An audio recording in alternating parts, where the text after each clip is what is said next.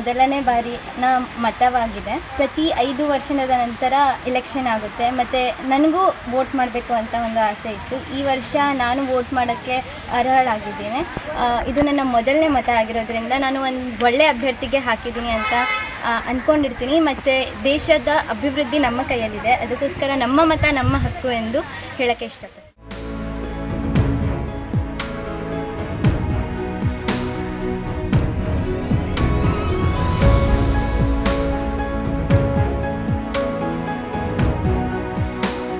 ನನಗೆ ತುಂಬ ಖುಷಿ ಆಗ್ತದೆ. ಇದು ನನ್ನ ಮೊದಲ ಎಲೆಕ್ಷನ್ ವೋಟು.